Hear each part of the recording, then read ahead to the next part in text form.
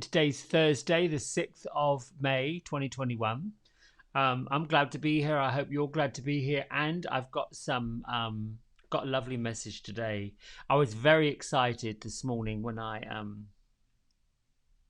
was excited yesterday and today when I came to meditate and get quiet and see what the message was for. All week long, I have been in the presence of one of my own guides, Isis. She is the Egyptian goddess. There we go. Here she is. She popped out on. Where are you? Well, I've got to get the other camera, haven't I? There you go, silly bugger. I had the top camera on to make sure it was all right. There you go. There she is.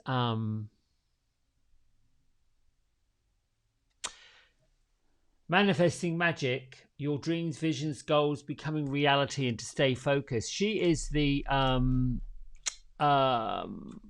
Egyptian god that walked between worlds, heaven and earth, magic and manifestation, miracles.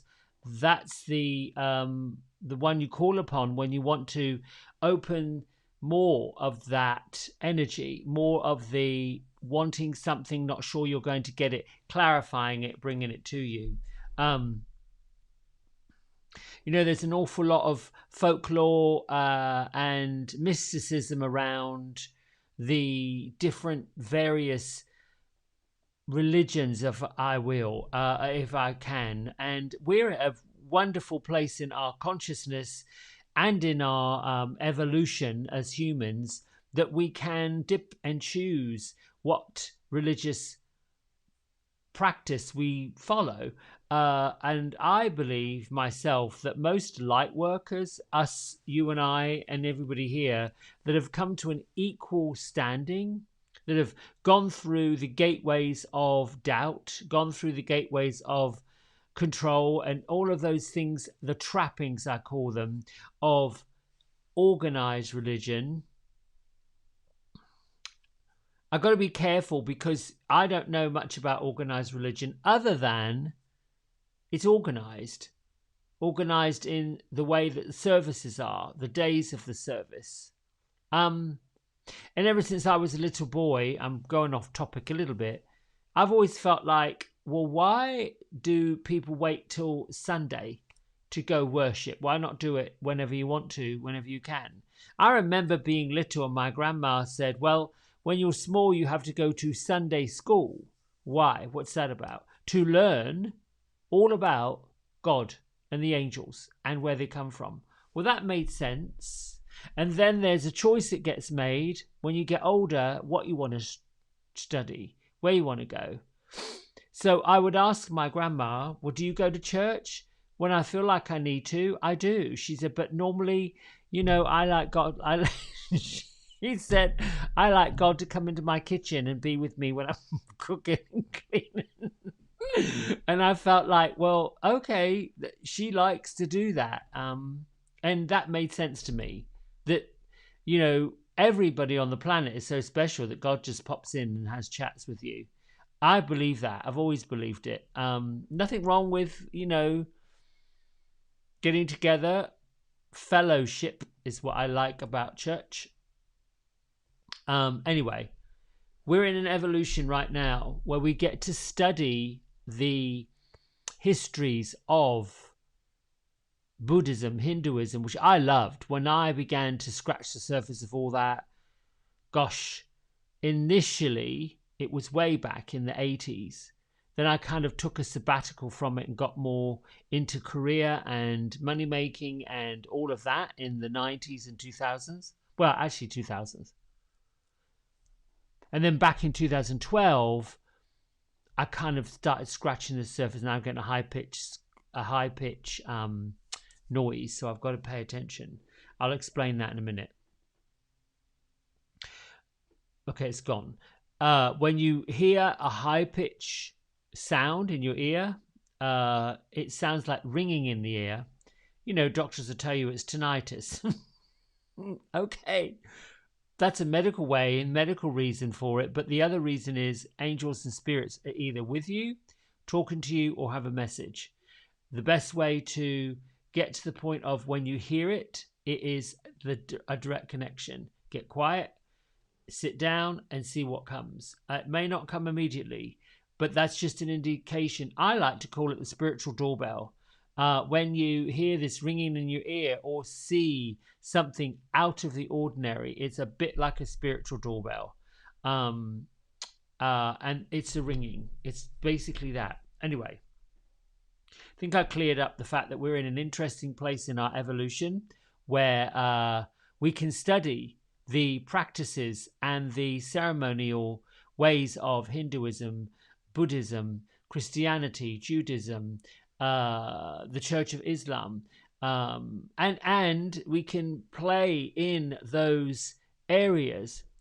What's lovely and interesting about all of it is the word of worship, basically the word of honoring the divine that lives within every single one of us. Paramahita Yogananda came to this country, or the Western world, not this country, but all over, somewhere in the end of the early part of the 1900s to share the practices and beliefs, because he believed that he was led to do it, and likely indeed he was. And we have meandered through a great deal of that throughout the 19th, 20th, and now the 21st century. So you see how evolution has taken us through the various constraints of the different religious sections, which is where I believe, personally, the word sect come from. A religious sect is a section. It's a section of mankind, a section of culture that is choosing to study and choosing to live by those rules and those ideals. Where it gets mucky and where it gets challenging is when, which we all have, the ego, the fact that all of a sudden something has awakened in a group of leaders, and the leaders decide that everybody should be adopting this or doing this, whatever that section of religious practice is, and that anything beyond it, aside from it, out of the way of it, is to be seen as not right or wrong or what have you. And I don't believe that. I'm okay if I'm thinking something different to somebody else. Perfectly okay with that. In fact, I learn that way. I learn that if somebody has a difference of opinion and there's something about the opinion or the idea or the advice or the thought that speaks to me, I will be the first to say, that's interesting. Tell me more so I can learn. Then there's a part within me that either accepts it or doesn't.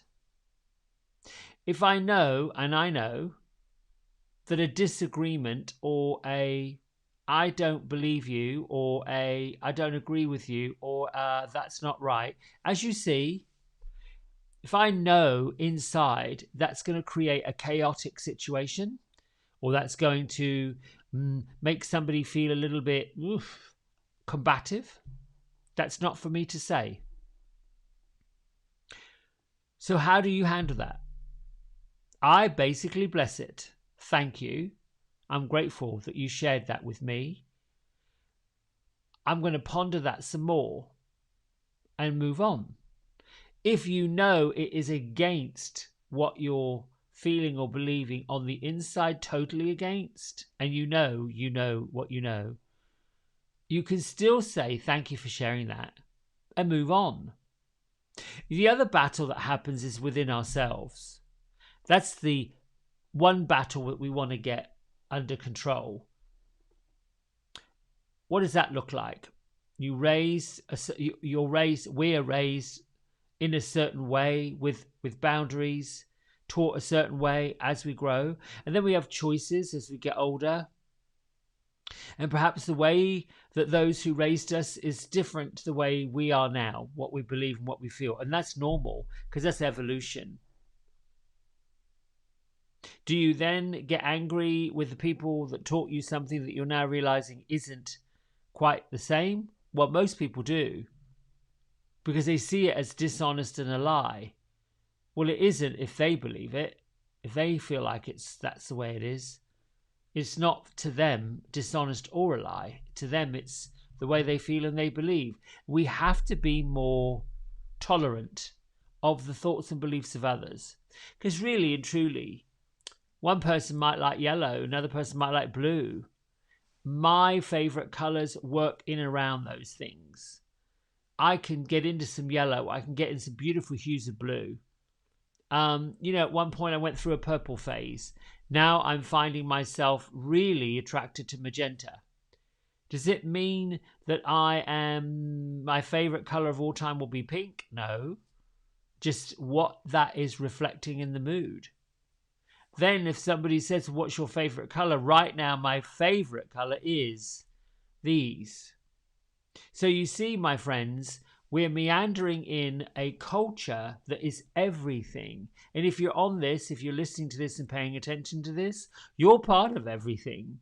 You're part of the big universal world that says, yeah, I studied some of this, studied some of that. I now use a lot of Kyle Gray's oracle cards. I've read his just Divine Masters, Ancient Wisdom. Great book. It is a fast, great, easy to read book if you want to get a dip in the cultural scene, because he studied all of them. He's a self-professed geek of all of this. I don't know if I would say I'm a geek. I like to get to the heart of the matter. Give me potatoes. Don't dress it all up with nonsense. Give me the spuds. I want that. And that's what he does here, straight down to the bottom. So let's get on with the message before I go traipsing off onto this world, or a different topic. Here we go. Right, so I'm sitting here and I am pondering what I'm going to talk about this morning and how I'm going to inspire a daily spiritual practice, because that's really DSP, daily spiritual practice. If you are on this call, if you're paying attention, if you're getting into spiritual enlightenment and you're opening up those areas of communication with the other side, then a daily spiritual practice is absolutely a must. Think of it like I got to brush my teeth and then get to the daily spiritual practice. What's the first part of daily spiritual practice? And that is self-care. Self-care is daily spiritual practice. You cannot be anything for anyone else unless you're all of it for yourself right away. Otherwise, you're going to end up running around on empty and your inner light's going to be flashing on and off. You've got to fill up with gas. I'm using a euphemism of a car. So I got so excited with this because the two cards that came out, very definite, very without a doubt, like this is the two cards we're using. First of all, Horus, Cosmic Gateway. So this is known as the eagle-headed god. Horus, or Horus, however you want to say it, the message that goes with this keeper of the light is that your thoughts are magnetic and powerful, and miraculous change is occurring. It is for me. And then I pulled the second one, which is the Archangel Orion, who's a relatively new archangel. It's unclear whether Archangel was ever in a human form. It's said that he was not, but he does work amongst the stars and the cosmos for manifesting miracles in the world. And when I pulled these two just like yesterday, I thought, well, these feel so very personal. They feel like they're meant a reading for me. So should I pull more for everybody else? No, is the definite answer. Okay, well, then now what? You are using the cards that you get for yourself because other people, it is for you and everybody. And then that led me to believe that we're all really pretty equal. That what I'm learning, understanding, sharing, and giving to you, I'm learning it the same instant time that you're learning it. It isn't that I have arrived at a different graduating class. I've just landed upon it at the same time you've landed upon it. So for me, the lesson is in learn what you learn at the time you meant to learn it, but do it one step at a time, one piece at a time. When I went to read all about Horus and all about Isis, by the way, legend has it, I talk about legends, stories, folklore has it, that Horus, I don't know how to say this right, but it doesn't matter, you get it, was actually the son of Isis. Isis was also the love of Isis's life was oh gosh, his name's gone, Osiris. And apparently Osiris at some point died, and Isis had the capacity and the magic to bring him back to life, because she straddles the world between the living and the dead, which is spirit. I'm going to say that one more time.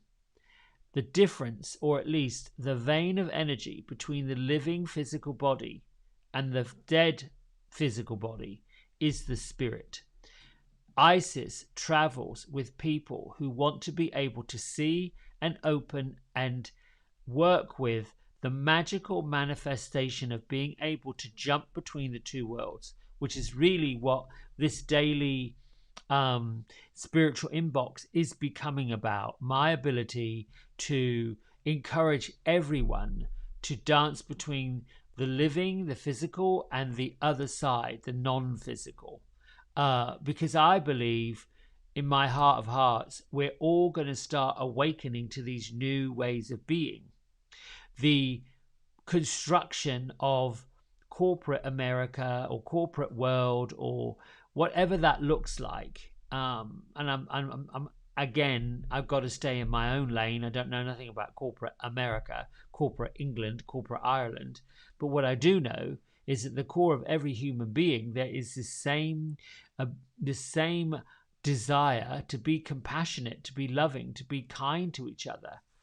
There is something hardwired into our soul that means when we see something heinous, wrong, oppression, when we see things that are just morally on a absolutely not scale, there's something that pops up in all of us that says, no, we've got to have another way of being. And a few dig into, well, that's not right. We have to do it differently because it's fear. Okay. The message I got was vibrate with the cosmic light of heaven and let it shine. So, Archangel Orion basically is saying that we are part of the stars, the cosmos, the heavens, the light part, the beauty part, the wonderful part, the angelic part, the kind part, all of the pieces, the vibrational pieces that are harmonious, blissful, loving, kind, good, gentle, all of that type energy is what we are a part of. And this little section, Isis, Horus, Archangel Orion, or Orion, whatever you want to call him, is here to let you know, let me know, that if these are showing up, you are actually on the right path moving forward. Create a daily spiritual practice, whatever that looks like. I would say you can turn it into something else. If you're into yoga, get your yoga mat out. If you don't necessarily want to go through an entire flow from child's pose to Shavasana, corpse pose, then do the poses that you feel compelled and enlightened to do.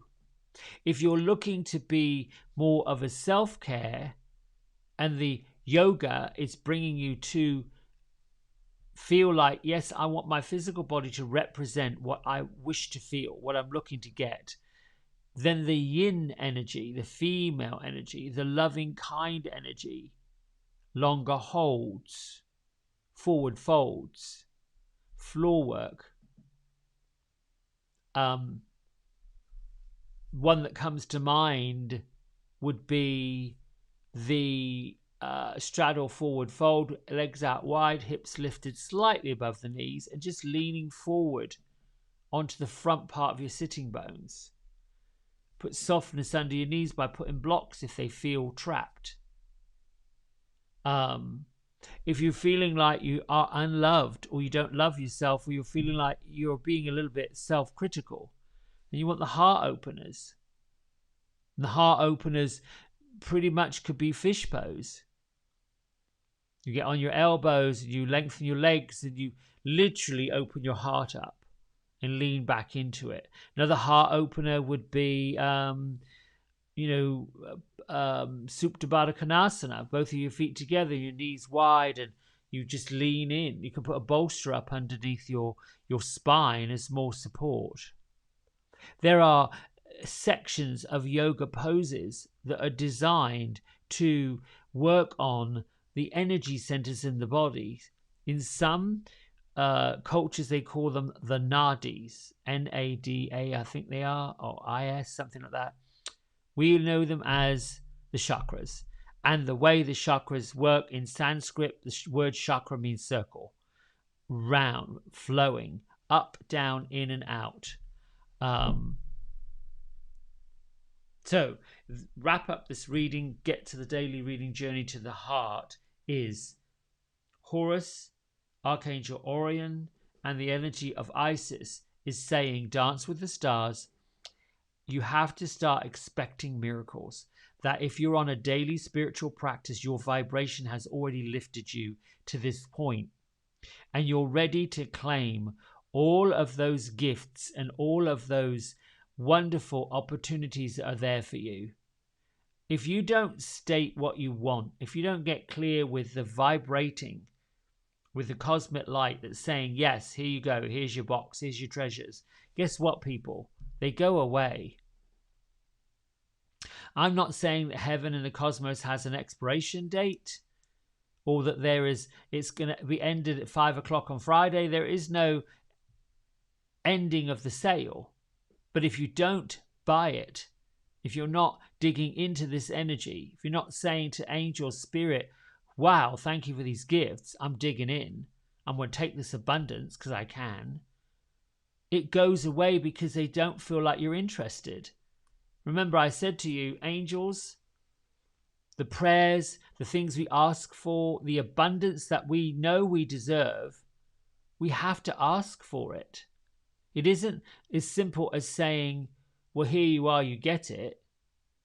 You know, I've heard several people on Earthbound say, well, wait a minute here. If I am due all of this, if I am supposed to have this wonderful happily ever after life, and I'm meant to have all these gifts that God gives us, and that we're supposed to live in opulence and abundance, how come this, and this is happening?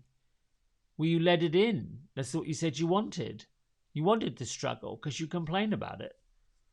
It's simple as that. What you ask for, you get given. What you're grateful for, you get given. More gratitude, more gifts. It's kind of like that. I've noticed myself lately when I really do say, truly from my heart to clients and people that see me, I am so grateful that you continue to come and see me. I am so grateful that you want me to do your hair, that you think enough of me to continue supporting my business. More comes, and more comes, and I am delighted with it. But for years I sat, and sometimes a bit this year, worried. Oh my goodness, I've got 2 people this week. Oh my goodness, I'm only going to do this week. Oh my goodness, people need to know that how difficult it is. You know, they have no idea that at the end of the week I'm... Well, I just told the universe, listen, what you gave me, that one person, is not enough. I became the ungrateful nitwit that they look at that saying, that's not particularly kind and we don't particularly like that. So we're not going to give you any more because you're not grateful. That's the difference I'm making. It isn't our job to go around and cause other people to be grateful. We just have to be grateful ourselves. We have to be the example other people follow. And when someone says, it's all right for you, you've got this and you've got that, you can say, thank you, and I'm grateful for all of those things, and then let it go. Our job is not to police other people. They're here on the planet learning their own way. In other words, we really do have to stay in our own lane, mind our own business, and be grateful for these lessons that we learn. I am, for sure. And I'll be the first to say that every single day I put my feet on the floor starts with a daily spiritual practice. And I look at when I have been off balance, off kilter, off, out, not kind. I know that. I feel it. And I might even go to the person, I wasn't very kind to you and I'm sorry. Or I may go to myself, that wasn't very kind to do myself and I'm sorry. Let's read from the... There we go. Hey, I'm back. I'm sorry I didn't... I'm sorry, here we go. I didn't start this whole thing facing a camera and seeing you. I had the cards going. Here we go. I have an idea that came to me yesterday when I was actually listening to Raise Your Vibration. There are 111 practices for raising your vibration, and the different practices roll into series. This is why I feel is so brilliant. And I was thinking about, basically the idea is to go through it one practice at a time to raise the vibration. You really can't do it all at once. I thought, well, how interesting would this be if I did it one lesson at a time? It would take 111 days, kind of, sort of, almost 6 months. So my mind was thinking, let me just do a series on Raise Your Vibration Daily Spiritual Practice and start it on June 1st. I'm going to ponder that for a day or two, perhaps order the physical book because I've got it on tape, and then sketch out what that looks like. And I'll do a little intro video to it to see who may be interested in joining with it. All right, let's go to today, May 6th. Stay open to your life. I have a tendency to be dogmatic. If I have an experience that's unpleasant, I take a firm stand and say, I'll never go through that again. I'll never do that again. If something frightens me or I don't understand it, I'll push it away, won't even consider it. That won't work for me, I say. Sometimes before I even know whether it will or it won't. Sometimes that won't work for me, I say. Sometimes before I know whether it will or not. Being dogmatic shuts us down and can shut out life. The universe will challenge our prejudices, though. Without being certain how it happened, we may find ourselves doing the very thing we thought we never would do and liking it. And hearing a quiet voice, the one that comes from the heart, ask, what do you think now?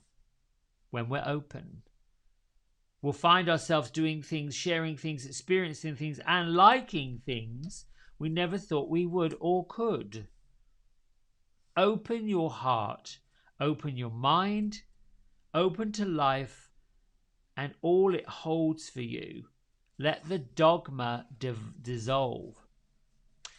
I love this, and I love the message because it goes directly with what I was saying about asking and receiving, but not being ungrateful for what you've already received.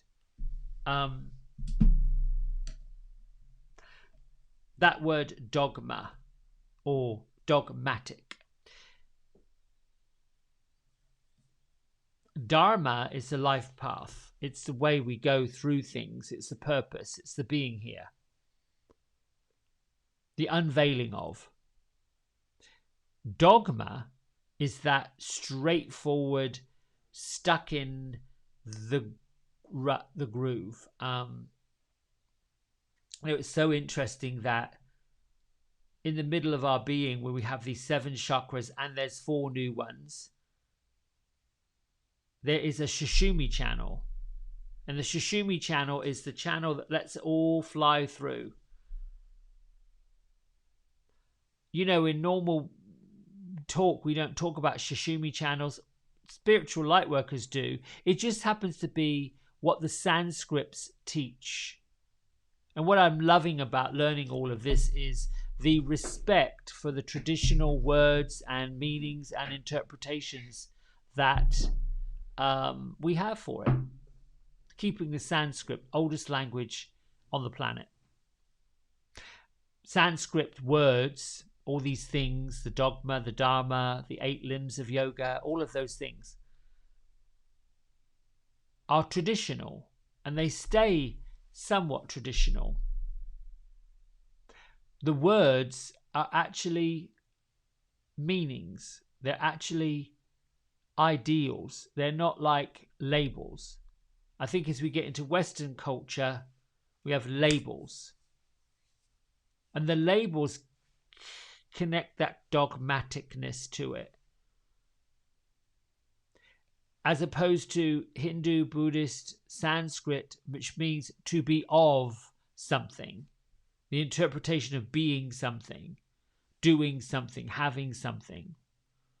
Like the word comes to mind as samadhi, to do no harm, to be blissful. That whole, we're just in that state of higher consciousness. All of those things. It's lovely. And yes, at times I have got them out of order, out of context, not quite right. And yes, I've had someone say, no, this is how it is. Thank you for telling me, because I didn't know. All right. I want to say one thing about meditation, then we're going to get to it. One of the things about meditation that people find so difficult is to close the mind off and get quiet. That the thoughts won't stop. They're like ticker tape. Yes, we are wired that way. In the physical world, the mind, that isn't an actual organ, not like the brain, but the mind, I call it a filter. The mind is a filter. The mind will allow you to do things, create things, feelings, thoughts, reactions, actions. Breath is what keeps that filter flexible, pliable, doable, understandable, and moving. The mind can be fixed, dogmatic, stagnant, stuck, or fluid, and easeful.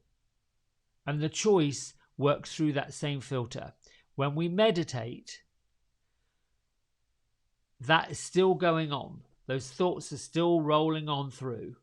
The idea isn't to shut them down or to close them off completely, because that's impossible.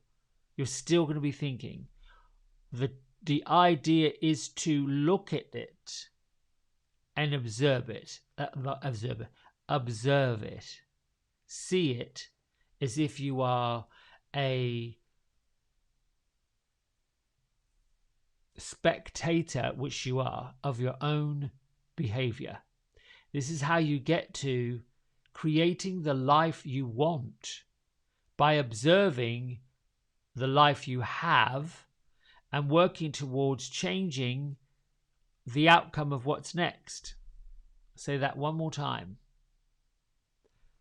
To get to the life that you want, you have to observe the life that you have. Look at it, watch it, see it, and then get in front of it to create the life that you are going to next. You will observe Well, that's a terrible thought. That's ego. Then you can say, well, thank you, ego. I appreciate your input. I'm just going to go in a different direction right now. Woof, go. You don't have to tell yourself you're terrible, you're awful, you're fat, you shouldn't have eaten that. Look at you. Blah, blah, blah, blah, blah. That's for other people. Let them do that. And then you observe. As we begin to grow and lighten, and we begin to offload the trappings of the past thoughts, feelings, what people think, what people say, because that's also important for a while, and then it doesn't be. And then you find the people that are saying and doing the things that help you, not the things that hurt you. See? Pay attention to people that are helping you, not people that are hurting you. That's kind of a growth thing. You know, people say things that hurt us and we don't realize they're hurting us because they're so busy believing what they're saying. And then we say it about ourselves. Oh, really? That's a bit naughty. Not a bit naughty, it's a lot naughty. It's certainly not the way to live your life. And can you imagine your guardian angel that loves you unconditionally, that will do anything for you, no matter what? Can you imagine what the guardian angel thinks when you're saying all this nonsense about yourself? Like, oh, here he, she, they go again, chit-chatting trash about them. They gotta sit back and like, ooh, how do I send this one around? How do I get that to work out? The fact of the matter, they don't have to. But when you look up and say, all right, I'm ready, let's meditate. Let me have some clear thought, clear vision. Let me look at my thoughts. Let me observe myself. Let me get underneath it. Guardian angel, thank you for being with me, teaching me what I need to know, showing me, revealing to me what I should be doing. And trust me, they will. Then you get to observe, listen to, in that quietness, those messages. And when I say it's pretty simple, it is very simple to live this life. What's not simple is the habit, the practice, the daily practice. Here's the other big nugget for you. It takes about 39 to 40 days, sound familiar? To make the changes occur, to make those practices. My suggestion to anyone that's on a daily spiritual practice, start from day 1 and add 1 day at a time. You'll likely skip a day. Don't beat yourself up. Come back, look at that next day, day 1, and add the following day 2. Add the following day 3. And continue going until successfully you've got 7 days of a daily spiritual practice. Same time, same place, same thing, going. The idea of skipping day 8 can be a choice. I'm going to skip day 8. I'm not going to do a daily spiritual practice. But by day 9, you've got to start all over again. From day 1 again. And when you reach day 9 or day 10, you're not willing to skip day 11 because you've got to go right back to day 1 again. We don't want to do that. Our ego says, oh, this is crazy. Anyway, that's just a little kind of nugget to get you into a daily spiritual practice.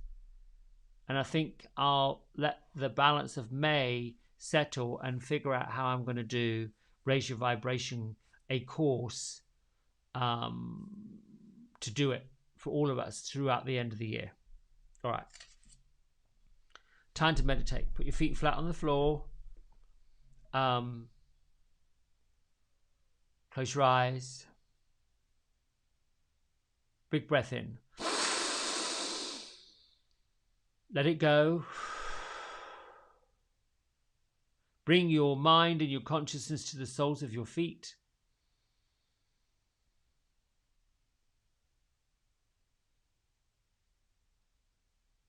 Create a breath that you can audibly hear and you can physically feel, but not a breath that is forced. A breath that has a bit of push to it.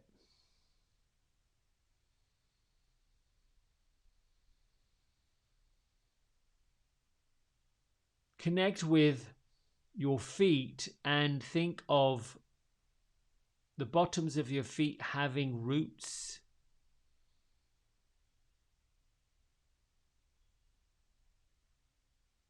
And underneath the roots, they search for the crystalline lining of the earth core.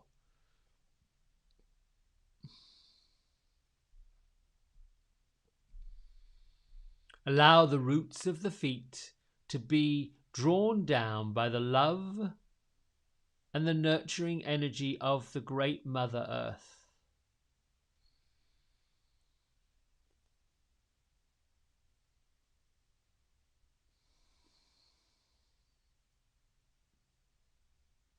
And into these deep crystals that are now holding and anchoring the roots of you, the nurturing part, the loving part, the kind part of Mother Earth is feeding your base chakra that color of bright red. Is increasing your confidence, allowing you to see that you are entitled to be here.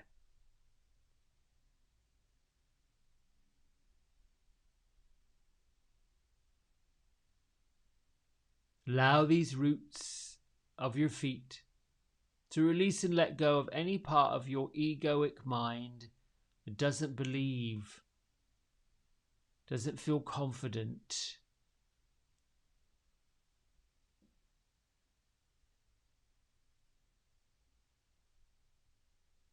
Continue breathing. Allow your consciousness to move up through the center of your being. Find your heart chakra. Know that your heart chakra is feeding the love and the understanding of your solar plexus. Connect with the color of bright golden yellow. And allow this energy to ignite the internal flame that's inside of your heart. And let this light be the beacon with which you attract all of the light energy. And in so doing, you radiate love, you radiate goodness, you radiate opulence, you radiate prosperity, you radiate abundance, you radiate joy and bliss and harmony and hope. And bring your mind and your heart to a place of gratitude.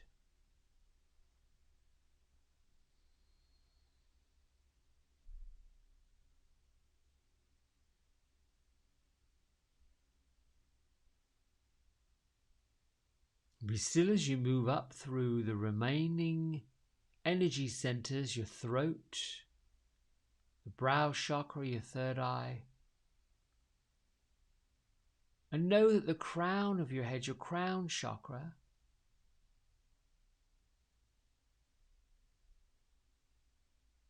above it, a few inches, there's another chakra, the star gateway, and way above it, another 12 inches, 12 feet, whichever you feel is comfortable for you to imagine, is the stellar gateway, the vortex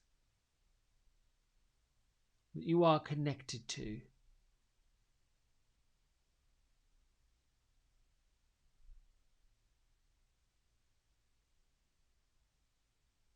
And with the gratitude in your heart and the bright light of love, bliss, abundance, good fortune, gifts,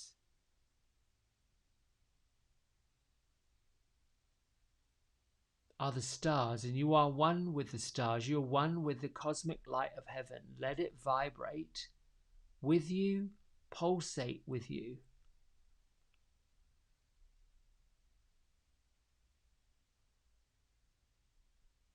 The cosmic power that brings you the heartbeat, The cosmic power that brings you the air that you breathe and the lungs that fill up is working as part of the same matrix.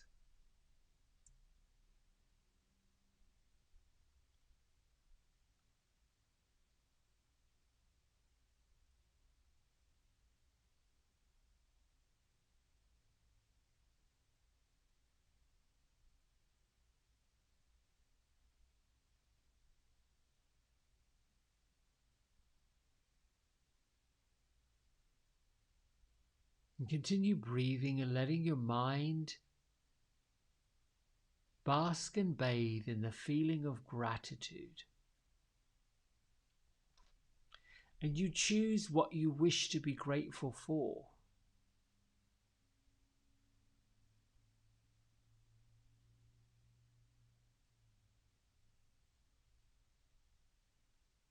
You have the right and the permission and the ability and the power to be grateful for everything.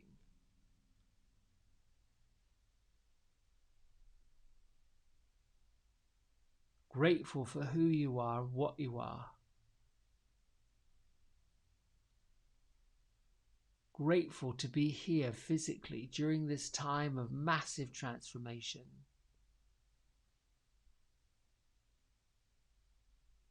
Grateful for being at one with the huge power, the light of heaven, the light of universe, the light of God, the light of all that is created.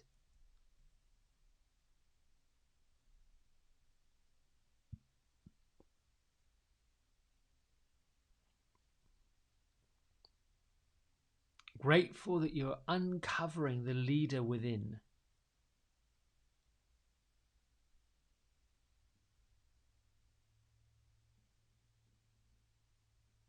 Grateful that the power of the universe is gifting you all that you wish for.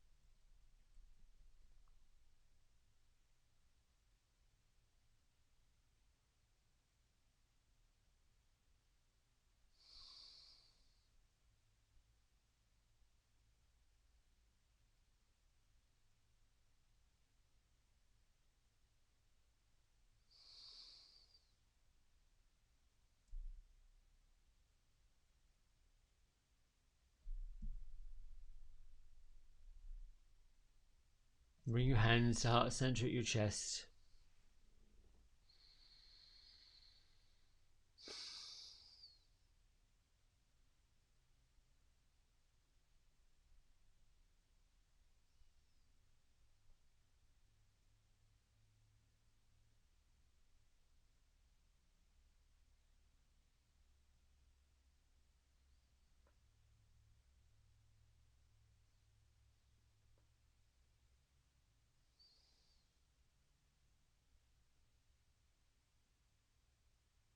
Lift your thumb knuckles to your third eye center, just in honor of everybody, yourself included, in that beautiful, simple greeting, Namaste. It is a lovely, I find that a lovely way to acknowledge people, to see them, to see the goodness in them, the love in them, the light in them. Um, yeah. Thanks so much for letting me do that for you today.